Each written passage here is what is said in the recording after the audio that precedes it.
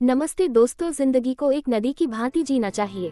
कभी ध्यान से देखो किसी नदी को जंगलों में, किसी अव्यवस्थित प्राकृतिक जगह पर जहां किसी इंसान की पहुंच ना हो।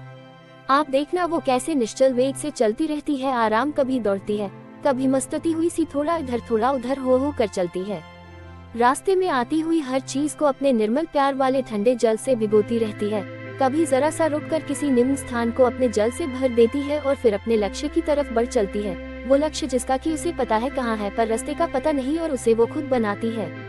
कभी देखा उसे कि वो कैसे कभी रास्ते में आए हुए अवरोध का सामना करती है।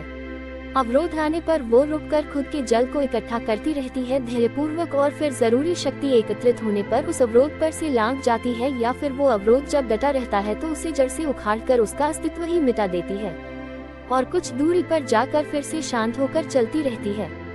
ये सब करने के बाद वो थोड़ा बदरल हो जाती है और फिर कुछ समय पश्चात चलते हुए वो सारी मिट्टी कंकड़ फिर से नदी की तलहटी में बैठ जाते हैं और फिर से वो ऐसे बढ़ती है मासूम सी, जैसे कि उसने कुछ किया ही ना हो।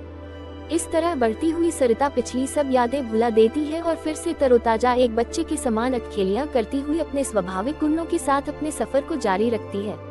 उसे रुकना तो बिल्कुल भी नहीं, क्योंकि वो जानती है कि अगर रुक गई तो वो सूख जाएगी, सड़ जाएगी, उसमें गंदगी एकत्रित होगी, जीव जंतु पनपेंगे, लोग उसमें कूड़ा करकट डालेंगे और एक दिन वो थक हार सिमट कर मर जाएगी और भुला दी जाएगी और नाम हो जाएगा वहाँ बाद में उगाए जंगली पेड़ पौधों का। उसे पता है कि चलती रहेगी तो खुद भी हरी भरी रहेगी और दूसरों को भी हरा भरा रखेगी।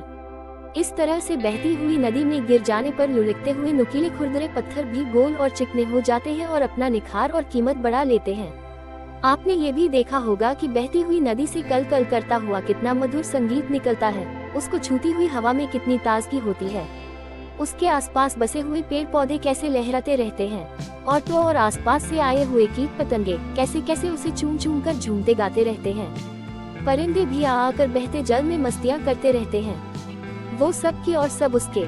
ऐसा लगता है मानो सारी प्रकृति उस बहती नदी के उल्लास और रोमांस में सहभागी हो रही हो, उसका अभिवादन कर रही हो। एक उत्सव का सा माहौल बना रहता है हरदम उस नदी के आसपास, ऊपर नीचे। एक बहती नदी खुद में ही एक जीवन है और अपने आसपास सभी की जीवनदायिनी है।